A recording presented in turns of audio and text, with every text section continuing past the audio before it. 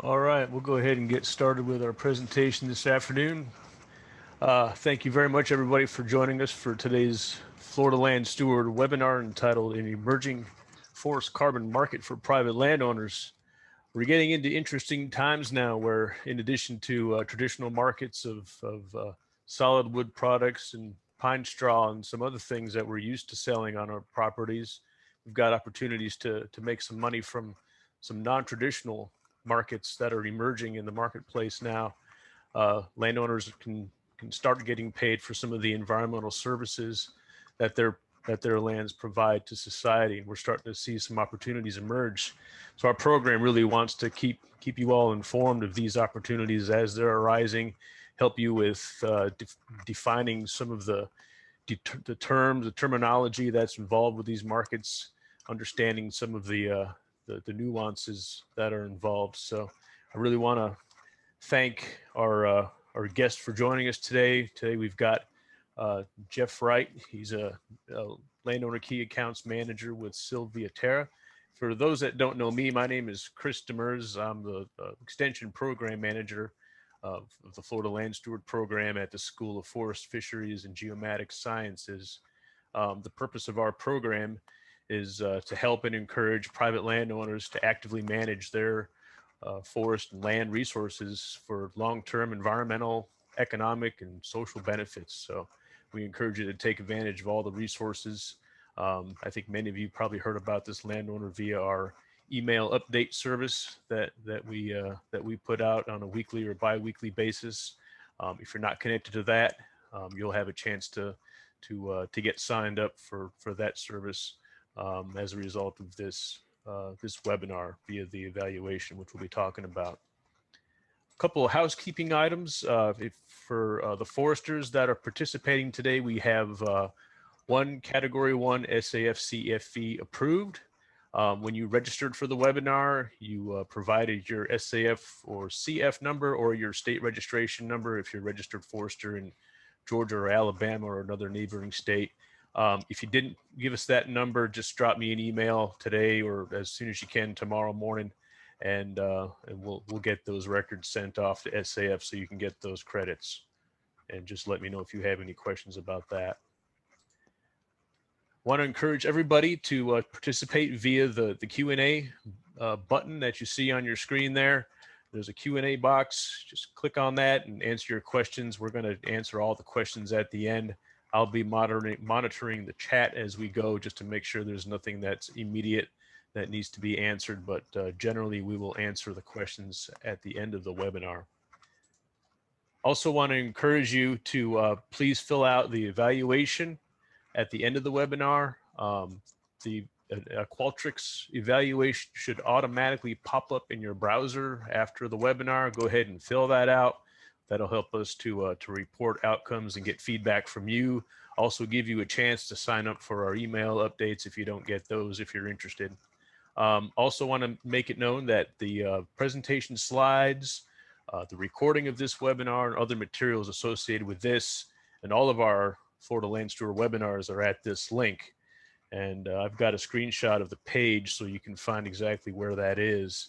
This is our home page, and this area right here, that's where you click on that link and that'll take you to the page, and just look for 2021 Forest Carbon webinars, and that's where you can access the materials for this webinar. So without further ado, Jeff, I'm going to hand it over to you and you can begin presenting. Just say next when you're really ready for me to advance your slides. So thank you very much, Jeff. Okay, Chris, thank you very much for the opportunity to present today. I'm sure I certainly hope some of the folks on here that I will have worked with you in the past. And I'm going to go through this this presentation on forest carbon market opportunity for private landowners fairly quickly, trying to leave plenty of time at the end for Q&A. I know that Chris has circulated some of these materials to you, and probably some on this have received emails directly from me or some of my associates at SilviaTerra. Next. No surprise to anyone on this call, the importance of forestry in the state of Florida. I do appreciate this information from Forest Landowner Association of Florida Forest Service. 11 million acres of private forest, capturing about the emissions of 1.8 million cars annually. So the forests are having an impact on carbon every moment of every day. Forests in Florida, $25 billion impact, and something on the order of 124,000 jobs. So extremely important forestry in the state of Florida. We all know that. And carbon forestry, should have some funding opportunities for continuation of those activities. Carbon forestry projects, yeah, they started in the early 1990s. I think we all saw some failures, and some of us saw some early success. Bottom line, though, is 50% of the dry weight of wood is carbon. So that means 25% of the wet weight of wood is carbon. And we can measure it, and if we can monetize that carbon capture, that's what we're about, so that forest landowners can be paid for carbon capture and standing trees, which will help reduce some of the impacts from climate change. Next. Natural climate solutions. Well, currently there are a lot of different forest carbon projects, and Chris alluded to some of these. California Air Resource Board, afforestation, reforestation with TNC and American Forest Foundation. I think a lot of us have been looking at lumber, CLT, mass timber as a way to capture carbon. I suppose right now, if you were building or remodeling a house and paying for lumber, you'd want it to be capturing a lot of carbon with the cost of lumber these days. Sadly, not reflected in stumpage price, but we can hope for better days on that. Reduced impact logging, reduction in deforestation, those are largely activities carried out in the tropics. I've had a hand in those in a country or two in years past. But, harvest deferral, that's what SilviaTerra and our NCAPX program is doing. But I want to make sure everyone understands that natural climate solutions, natural capital, with our base map, we can measure every acre every year. We'll soon be able to measure every acre every quarter. And what we'd like to ultimately, right now, carbon is the business. What we'd ultimately like to think is that private landowners can receive funding for the environmental resources that they've been carrying, that the environmental impact they've been carrying out for years with no compensation. Water quality and quantity, forest health, wildlife habitat, reduction in fire risk, especially in the western part of the United States, endangered species habitats, invasive species, such that the technology's there, we can measure it, we can monitor it, can we monetize it? And that's certainly an area that our company is looking very closely at. Carbon is what we're doing today. We think these other natural climate solutions can be fungible, can be monetized in the future. And we're working with others to try to achieve that. Next. Some definitions, which I'm going to go through and then hopefully not use them for the remainder of the chat. But I think these are the sort of definitions that come up as one considers looking at carbon and carbon forestry. So additionality, business as usual. If it's business as usual, it's not creating real climate impact. So for forest carbon capture above business as usual, that's the additional in additionality. And we'll allude to that or discuss it a little bit. But that's kind of the definition that we would use. By the way, these definitions, I tried to boil it down as much as possible. Consider this a bouillon cube. But there's whole papers and discussions on these topics and other venues. And if one requires, we can circulate those. Leakage. This occurs when harvesting is leaking from an area of restricted harvesting onto surrounding forest. Solution to leakage: provide every landowner and every acre with access to forest carbon markets. And this is what we're really after: small landowners, large landowners, and the like. Permanence: how long are you going to capture the carbon for? Permanence sounds like a long time. We use the term durable, which is an impact that lasts as long as the purchaser chooses. We put out a white paper with some very good references, one of which alludes to that 1 ton of carbon captured for 100 years has the same climate impact as 17 tons captured for 1 year. Chris, this is probably not great English, but doing more sooner is greater than doing less later. I probably need to check that English language usage, but I think you get the message here. Next. Forest carbon buyers. Effectively, SilviaTerra, we're a broker. We're buying forest carbon from landowners and we're selling it on. Those who saw the Wall Street Journal article, our largest buyers are Microsoft and Shell. we're working with a lot of other buyers who are also in that same energy, technology, telecommunications, consumer goods space. So those are the buyers as far as carbon, and they're looking for, perhaps some different things, but I just tried to summarize those. They want it to be immediate. So if there's little delay between action and impact, climate impact in this decade, attainment of durable impact, and support of local communities. And certainly forest carbon is going to help support local communities, because those funds are going to go to the people who are in those local communities, where those forest activities are underway. It has to be scalable. We do have the ecological capacity, particularly in this country, to achieve a much higher level of carbon sequestration. A low barrier to participation for all landowners. We'd like to think that's one of the aspects of our program that has interest, and I'll discuss that in a little bit more detail. And empower landowners with small holdings. The first quarter of this year, the groups that signed up with us, the smallest landowner had 37 acres. So again, there's no barrier to entry for landowners of that size, and even a little lower. We want the system to be efficient, so that there's a low present cost to present benefit, and find the lowest cost of carbon on the landscape so that we can capture as much carbon as possible. Next. So the natural capital exchange NCAPX, and again, that natural capital is carbon right now. Some of those other attributes I mentioned earlier would feature in the future. Next. So agenda, I'm going to talk a little bit about the history of SilviaTerra. We'll go through the natural capital exchange that we're working on, and then we'll answer some questions since we've been at this for a while. We can anticipate some of the questions that would come about, and others will try to answer those in the Q&A. Okay, next. So the story of SilviaTerra, the gentleman on the right side of that tree with a diameter tape, Zach Parissa's forester, Mississippi State undergrad, master's at Yale, and Max Nova, the gentleman on the left with the computer. He is the computer and remote sensing expert.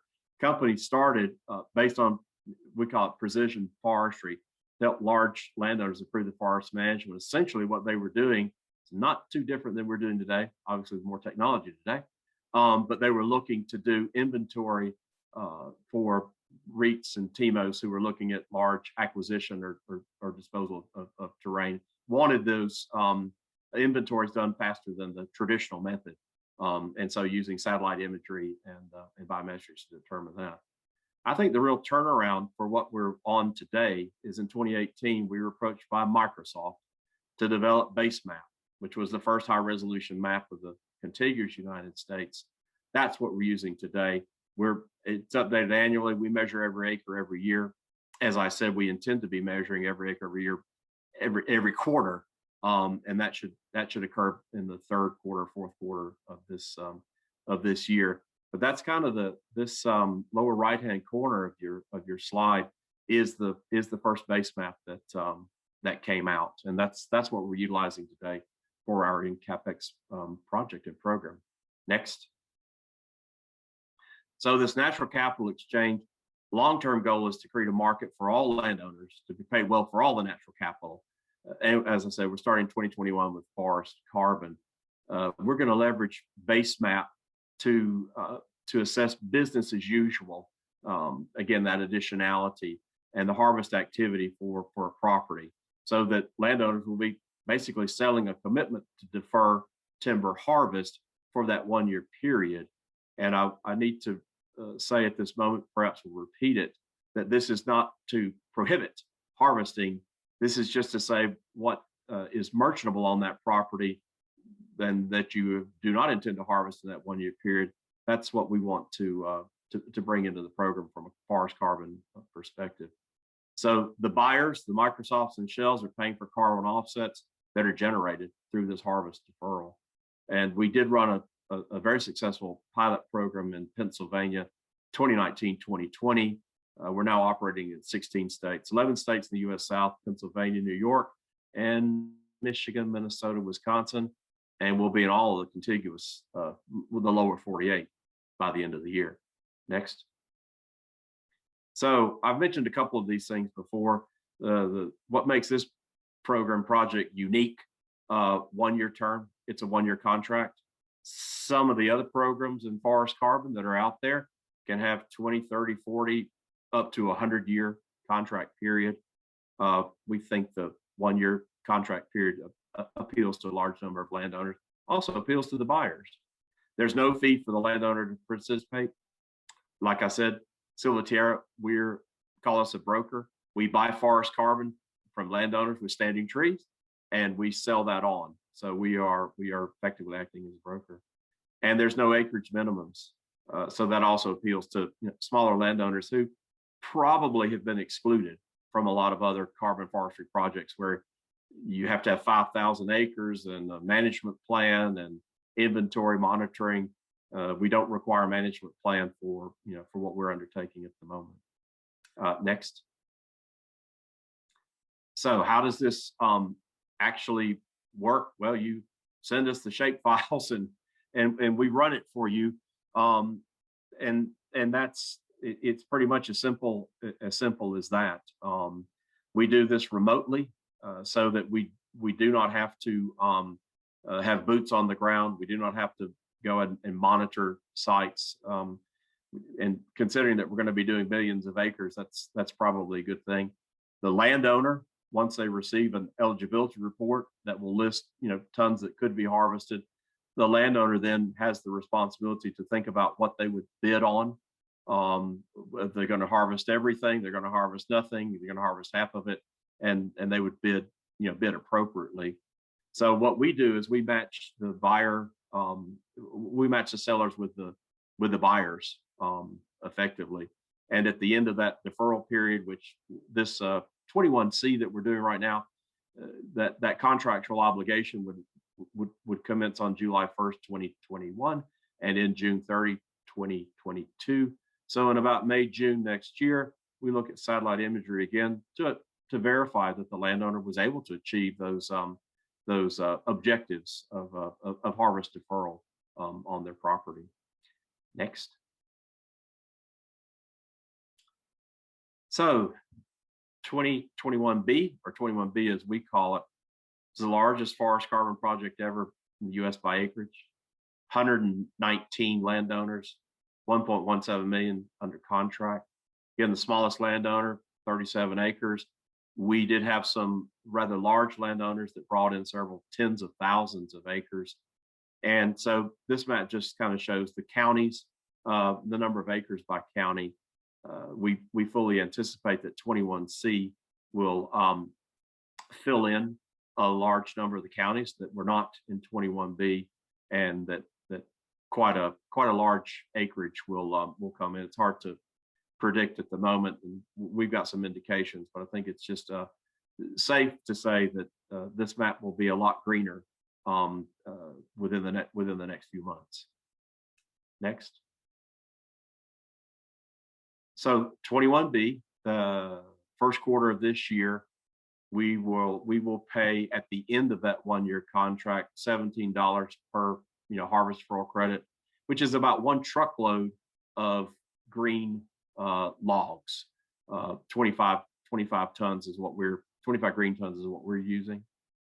Wall Street Journal from 20th of April this year, which I feel is okay to present because it is in the public domain. Mulpus was the largest landowner that enrolled 468,000 acres, smallest 37 acres, and almost half the properties were under 500 acres. So again, we think it's going to appeal to a lot of smaller landowners.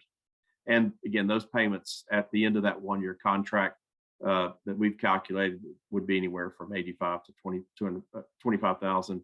Again, it depends on how many harvest deferral credits are on that property and the owner's willingness to defer harvest on those.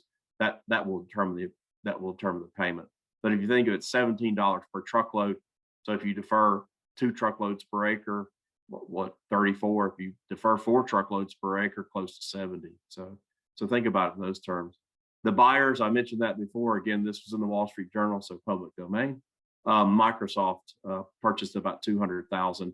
Shell was also in there, another group called South Pole. And we're anticipating a large number of other Fortune 500, Fortune 50, Fortune 20 companies to come in that technology, telecommunications, energy, consumer goods, and the like. Next, please. So how do you enroll in this? I enrolled my land. It took me 5 minutes, and I can assure you, as some of my friends on the call will know, I'm probably not the most tech savvy person on the call. But you visit that NCAPX SilviaTerra, create a landowner account, basic information about the property, which is just a shape file. It's just the map of the property that they own. You know, there's no remote, there's no assessment, no management plans are required in this. I think the only difficulty that I see, or the gotcha, is that the landowner, once they receive an eligibility report, needs to think clearly of what harvesting activity they intend to undertake in that 1-year time period. Next. So again, the date, you know, we would prefer people to get us their shape files soon. We've got quite a backlog to get through. So the enrollment closes on June the 1st. And then, as we said, it goes July 1st, the contract goes live for that July 1st, 2021 to June 2022. And in July, you know, those landowners who came in and as we reevaluated in May, June of next year, depending on their compliance with the contractual obligation, they would be paid, let's say in July of next year. So this is in contrast. Some other carbon forest projects, they pay up front or there's an interim payment. This is payment upon delivery. The landowner, you know, specify in their contract how many truckloads they would defer. That's how many tons, and paid on that basis. So there's no upfront, no interim payment with this program on that annual contract basis. Next. How much will a landowner get paid per acre? You know, we've gone through a couple of those things, but for those with, you know, a lot or some forestry experience, it's going to look at rotation age, species mix, historical activity, the local timber economics, and other commitments. I do have to say some conservation easements will, you know, preclude harvesting. And if that's so, then those acres don't qualify because this has to be harvest deferral. If there's any prohibition or agreement that prohibits harvesting, those acres have to be pulled out. So in 21B, landowners with merchantable timber would be paid $15 to $70 per acre on eligible acres. Those eligible acres are the acres that have merchantable timber. So if it's a food plot, if it's a hunt camp, if it's a road, fire break, a lake, you know, the like young timber that's not merchantable, those acres, you know, come out. So this 15 to 70 eligible acres that have merchantable timber on them. And again, it depends on the standing volume and the merchantability of that for markets in that specific area. Next. How much should a landowner charge for the deferral credits? Yes. So the way this works is when we send an eligibility report, the landowner then completes a seller agreement. The landowner will then tell us how many harvest deferral credits they wish to sell and what price they wish to sell them for. We suggest a bid range of $1 to $30. As I mentioned earlier, the market clearing price in the first quarter of this year was 17. So what that means in simple terms, especially for somebody like me, is that if you bid $25 per harvest deferral credit, you did not get in the program. If you bid $10 per harvest deferral credit, you got 17. So every landowner that bids under that, what will be that settlement price, will get the settlement price. Couple of things there. We're matching sellers of forest carbon with buyers of forest carbon, both in tons and an equitable price there.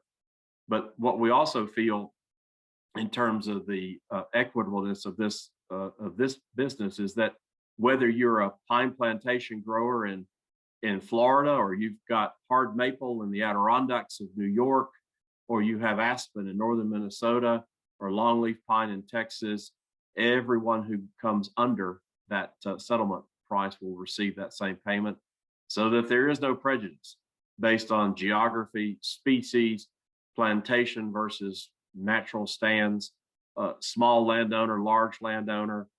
So we're trying to make it as equitable as possible. I think perhaps sometimes this can be a little bit confusing. Certainly, if there's any further questions, we'll try and clarify those. Next, please.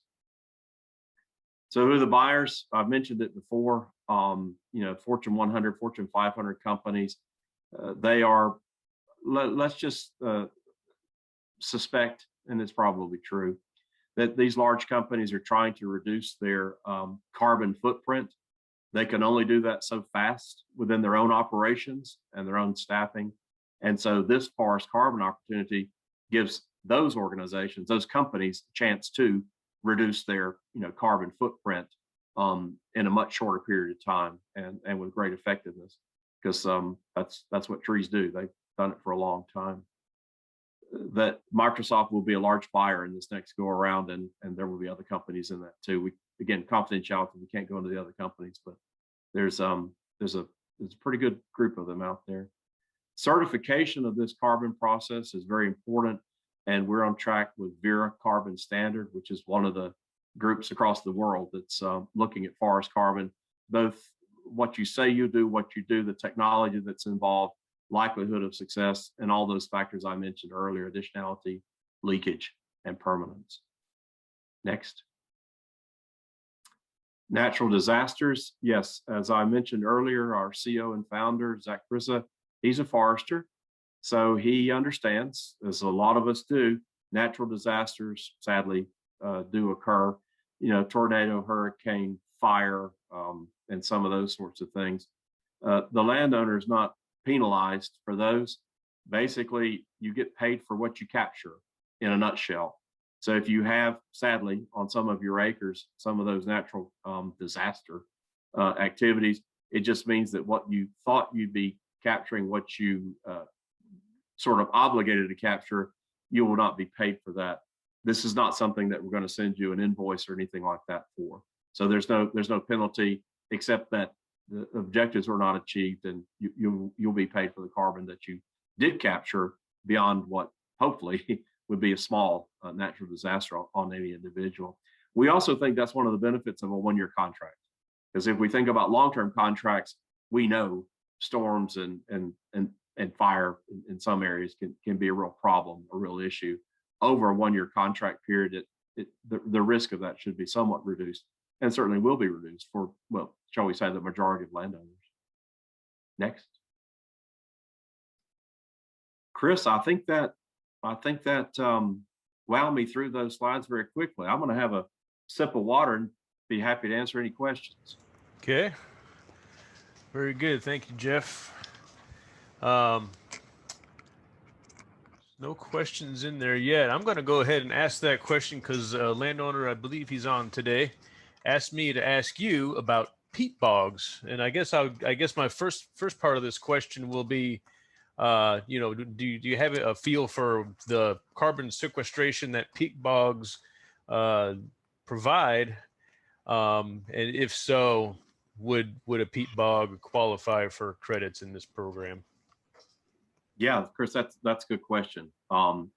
Peat bogs are they capture and retain a lot of carbon, and whether those are peat bogs in Scotland or in Indonesia or Florida and parts of the U.S. South. So yeah, we understand that they do capture a lot of carbon. Currently, we're not doing anything with soil carbon.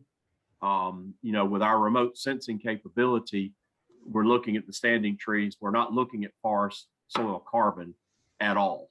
Though we do know that they are a huge sink of carbon, and that some degree of protection needs to be undertaken for those to keep that carbon on the site of those peat bogs for as long as possible. So all I'll say is if the peat bog had merchantable trees on it, we could have an interest in that. But then one would have to be very careful that is that really harvestable, building roads or other harvest activities in those areas. But yeah, to answer the specific question, we're not looking at carbon in peat bogs. and part of this for us is the remote sensing is a fairly low cost. It's high technology, but it's a fairly low cost approach. Soil carbon still today would require a lot of sampling in the area, laboratory, to look at carbon in the soil, and would have a fairly high cost, which perhaps has been one of the difficulties with some other carbon forestry projects in the past. They just had a high cost of entry, or you need a lot of acres to be able to afford to do it, and we haven't. But yeah, the carbon in a peat bog would be a very good thing to retain, and hopefully one day there'd be some kind of market and compensation for that. Okay, thank you.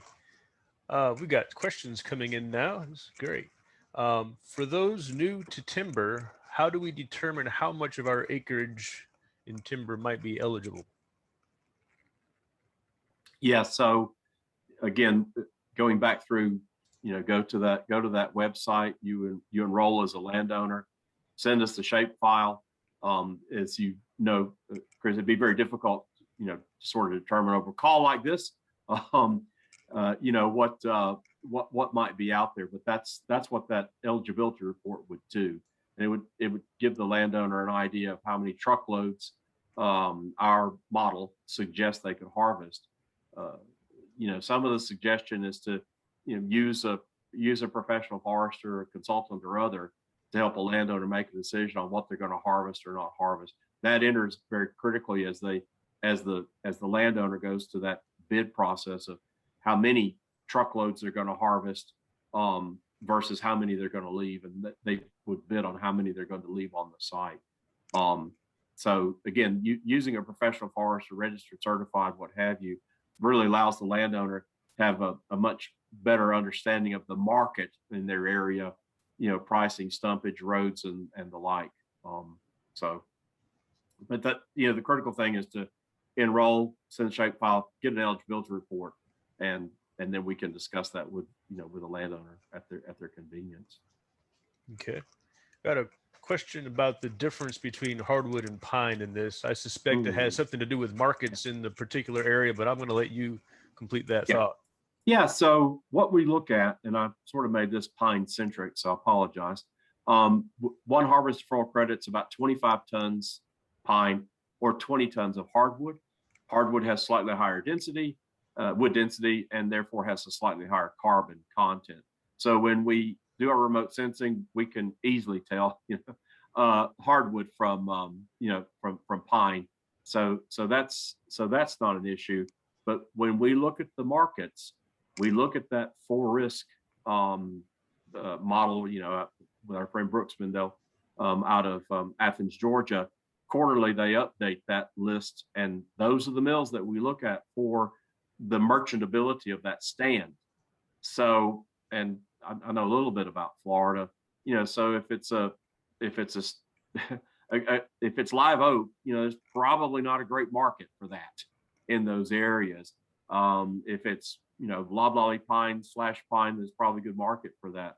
So if you think about, there's some bottomland hardwoods in Florida that are beautiful, and then there's some hardwood forests that would not be as merchantable. So, and again, what we're looking at is what's the risk or the likelihood that those trees could be harvested on that property, and then the landowner's decision to do some harvesting if they wish, but to defer part of that harvest or merchantable material. So probably, live oak's not going to feature very, very prominently in this type of in this nice trees to look at though, but they're not highly merchantable from an industrial perspective here. Yeah, Chris, I don't know if that answered the question of hardwood versus pine or not. Yeah, I think it does, because it's really based on what the markets are in that particular location. Is that right? That's right. That's right. Yeah, and it really is more the industrial processing, because I know, maybe somebody does a few different things with let's just say, I'll pick on live oak again, with live oak, but there's not much of an industrial, if any, market for live oak from a processing facility perspective. All right, we'll move on. We got a question about the prices you had mentioned there. We got one question. Is $17 the minimum price? I guess we need some clarification on that price range you had mentioned. That bid system can be slightly confusing. So again, in the first quarter of this year, we had, as you saw on the slide, 120 landowners who were able to participate. So all of those bid less than $17. I guess the guidance we would give right now, and we can do this, with anyone who's interested, but somewhere in that $10 to $15 range is what we would suggest the landowner bid, thinking that if we were to be close to that $17 again, and you bid 10, you would be in the program. Because the market is so fluid, we can't specify a specific price, and also this gives a bit of ability of the landowner to specify again how many harvest deferral credits they want to bid and what price they want to bid at. There are some entities, they tended to be larger landowners who felt that they really needed to get $25 or $30 per harvest deferral credit to make it worth their while to enter the program. And at least in the first quarter of this year, that bid was too high. We would anticipate it being too high right now again. Might be there in a year, 5 years. It's hard to predict as these markets go. But again, the voluntary carbon market, that's what we're entering and working in. So that's kind of the range that we would look at. So, and I can discuss that further with any one that wants to contact me, perhaps more specifically about their property. Yeah. Okay. Let's see. Someone's intrigued by the future ecosystem service opportunities. Which ones excite you, and which ones do you think might be next? Water, wildlife, etc. And thank you for an understandable presentation. Oh, well, I like that. It's understandable. Good. That's a checkbox for me. Thank you very much. Water. And my second one is water. The third one is water. Now, wildlife and forest health and all these other things are extremely important. But water has to be at the top. How a landowner gets paid for that is the devil's in the details, right? But I think water, particularly for some municipalities, may be less of an issue in Florida, but many of us who are familiar with Atlanta, Georgia, as opposed to Atlanta, Texas, maybe Atlanta, Texas too. Hell, we all remember in Atlanta, Georgia, a few years ago, being told to restrict our water usage. And that's happened to municipalities across the South. I can't speak for other parts of our country, but across the South. And yet there are ways and methods and measures and means to increase the water flow out of an area, and probably different than what we're doing today.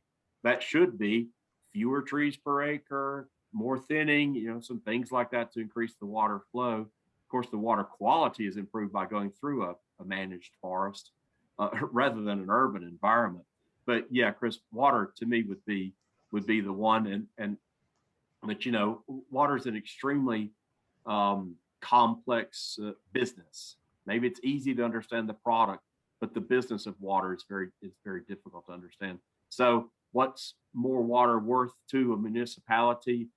Are they willing to pay for the forest management activities that would encourage a higher water availability? So that would be mine.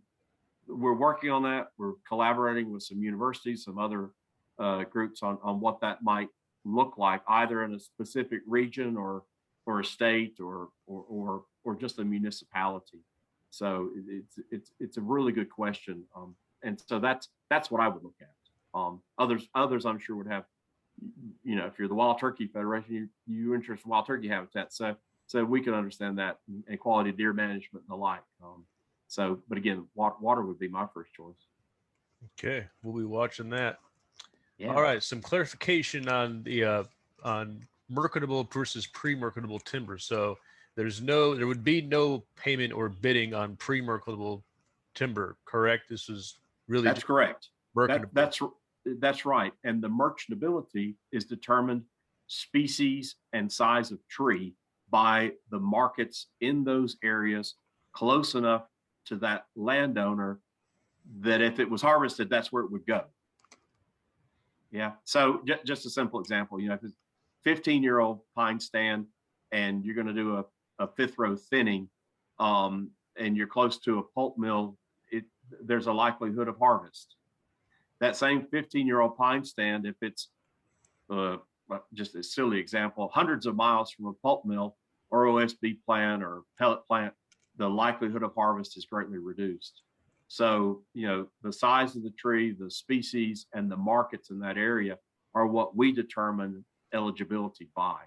And so there is no set answer of this diameter, this height, no set answer as to age or to species. It all depends on the market in that area. And that's where this harvest deferral really is quite distinct, we believe, because it takes into account those markets in the specific area close to the landowner land. Okay, that makes sense. All right, someone is asking for some clarification on the bidding process. If a bid is $1, does the owner still receive a higher price based on the average? Likewise, if a bid is $75, does that eliminate the owner from participation? You kind of alluded to that in your presentation, but if you can kind of clarify that for them. So very quickly, yes and yes. So on our seller agreement, we suggest the landowner bid somewhere between $1 and $30 per harvest deferral credit. And what we think, that gives the landowner the opportunity. How many harvest deferral credits that they would put in, and what is the kind of minimum price that they would take. If your minimum price is 25, but the market closes at 17, you don't get in. If your minimum price would be 5 and the market closes at 17, you get 17. So but each landowner needs to think carefully about what they need in terms of financial remuneration to make this a feasible business process for them. And some larger landowners, they're quite clear with us, and unless the price was a lot higher, they're not going to change business as usual. And that's really what we're after here, is to change business as usual. And ultimately, simple thinking, just increase the rotation age, because the more carbon you can capture today, the better the impact, the greater the impact on climate change at this moment. Okay. Could a stand be thinned during the contract? I'm going to guess probably no, because it's all based on the ton. It can be. Oh. It can be. Okay. It can be thinned. The landowner just needs to consider what harvest deferral credits, how many truckloads the model came in with for their property, and then back out the number of tons that they think will come out in that harvest. And for a lot of landowners, especially those using professional forest services, a consultant or the like, that consultant should pretty much know about how many tons would likely come out. And the landowner may want to put a bit of a buffer in there. So in my example, 500 truckloads are on the property. You think you're going to harvest 50 truckloads. So maybe you bid on 400 truckloads. You give yourself a bit of a buffer there. Again, because the best thing is to try to be close to what you think you'd like, what you think you can contractually obligate at the end, so that there's no question that the intent of the contract is being followed.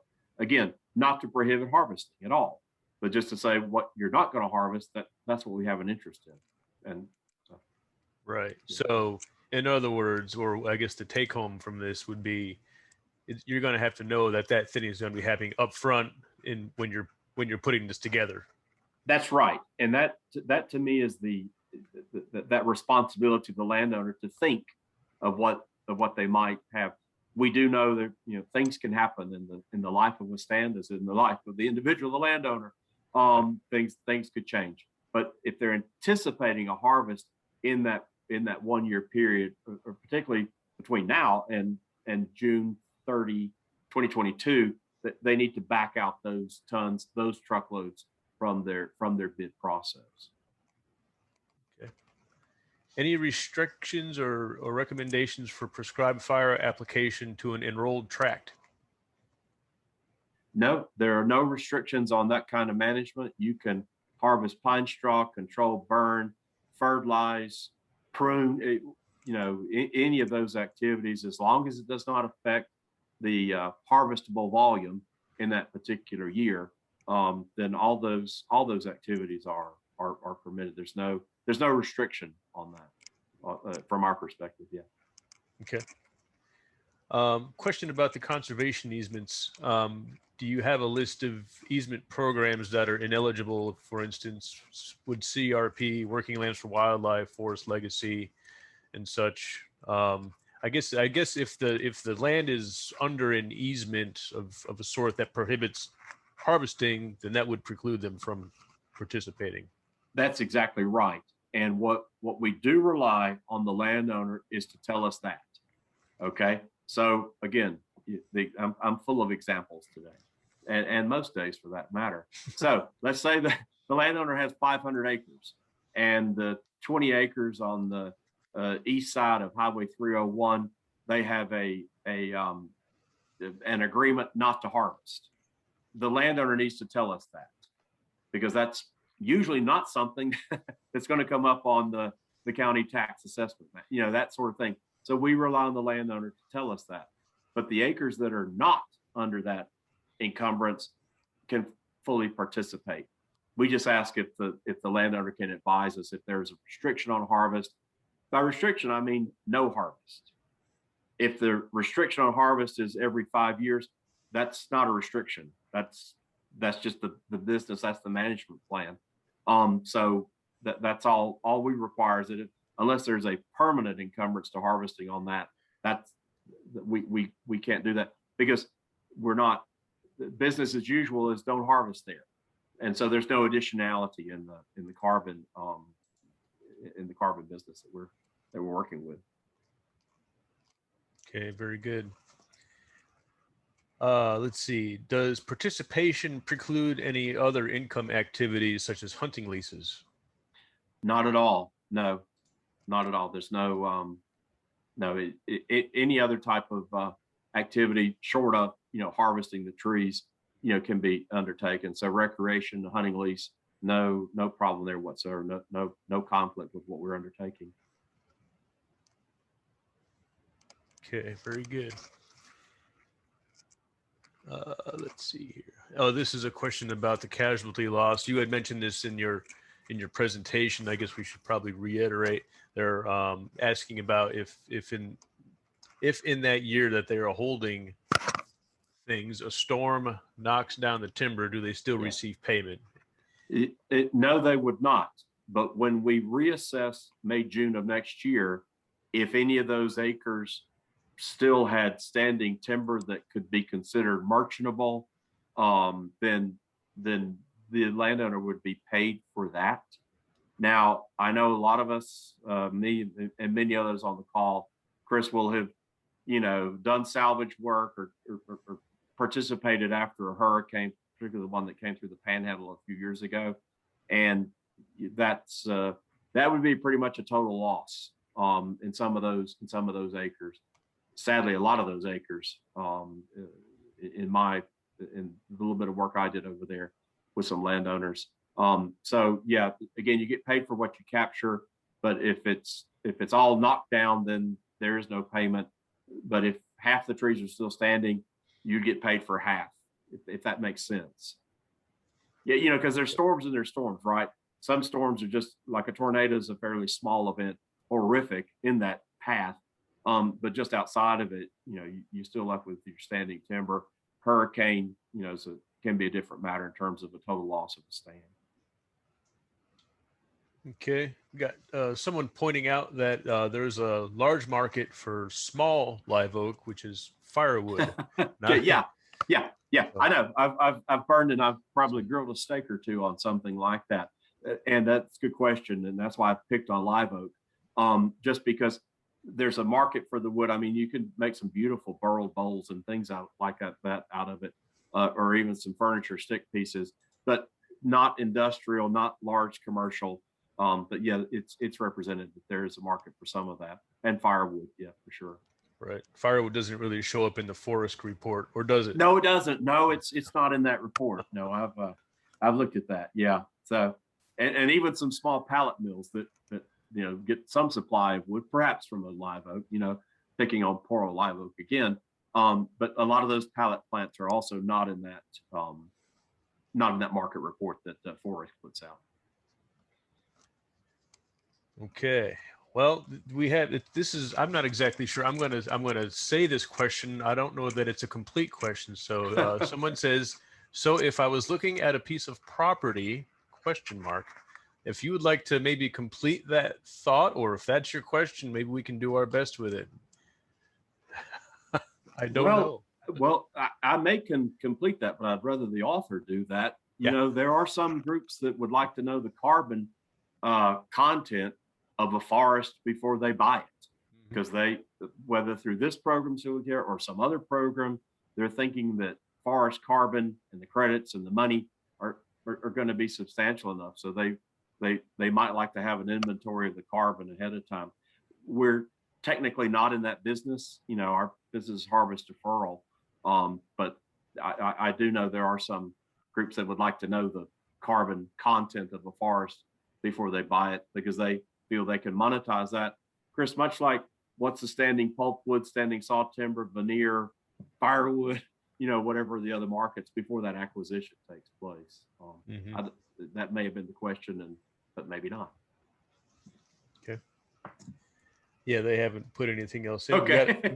We got another question about Cypress. What about Cypress participating? Yes, Cypress can participate as long as we can determine the mills in that area that will use Cypress, whether that's for mulch or lumber or for any other product. So yeah, Cypress definitely qualifies, and would probably have in some of those areas of large, some pretty high volume per acre. Depends on the markets. And are those mills in that database? Some of the mulch plants in South Florida are not on the database.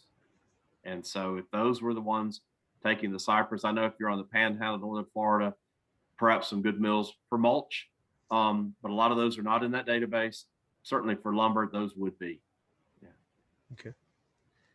And I think this one is a comment related to the real estate question that someone had asked if they were looking at forest properties. Someone said a good online forest carbon calculator. I'm guessing they're referring to that being something that might be handy looking at forest property. Yeah, and ours is not available online. It's only if you register and send us a shapefile, we send it back to you exclusively. I've heard of online carbon calculators. I've not used them and don't have any to recommend or not to recommend. I've never used them before. But I would be fairly certain that those will be out there and more frequent, in the future. So, right. And then one just has to think, well, yes, that's how much carbon is there, but how much can I sell, or maybe you just want to know how much you have and then look at the change over time. Okay. All right. Great questions. Thank you all for participating. That's all there is right now. I'm going to go ahead and move on to my concluding slides, and we'll wrap it up. And if any other questions come in while I'm doing my last spiel here, we'll answer those.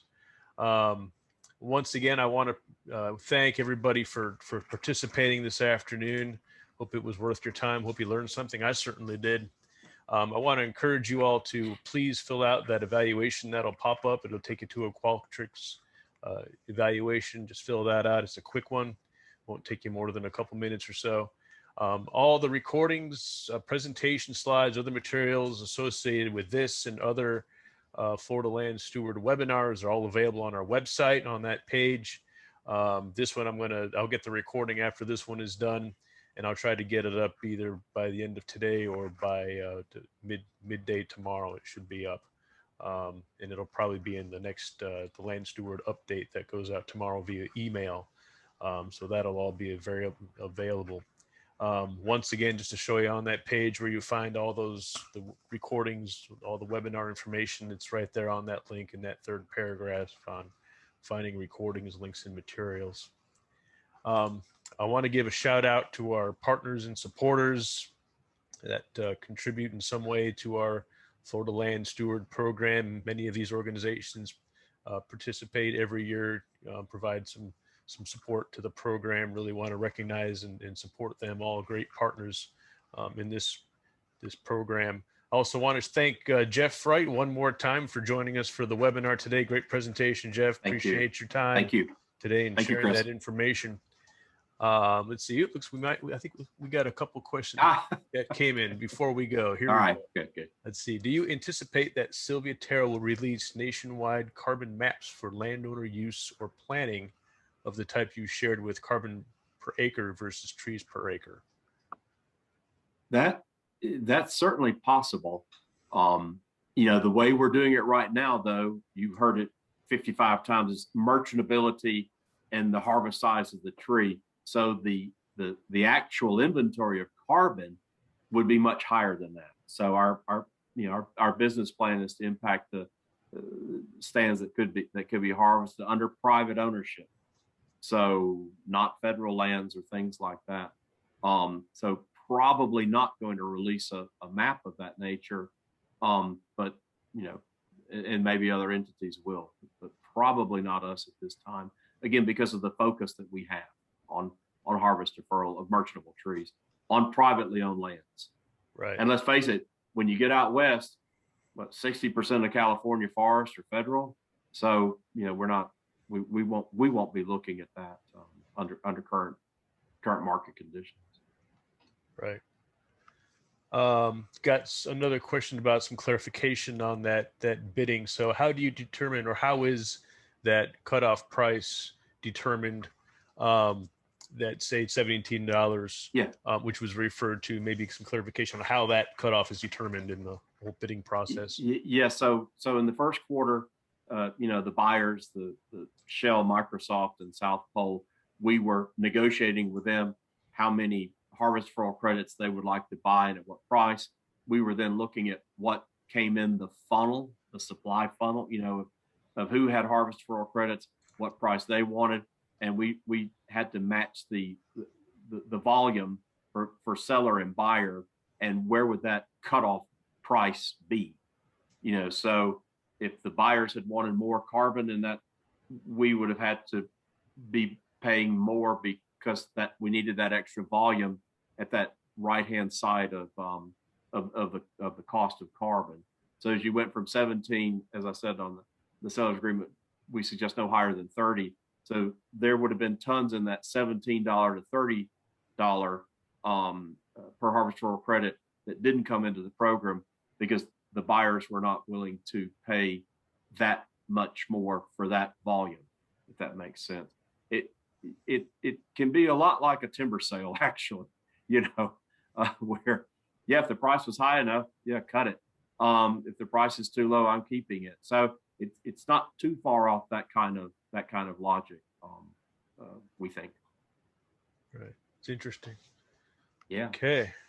Let's see. Any other questions? Nope. That'll do it. And we're right at 3 o'clock. So we'll go ahead and wrap it up. Thanks again, Jeff. And thanks, Chris. Everybody for joining us today. Very good webinar. And we'll see everybody next time in webinar land. Good afternoon. Thank you.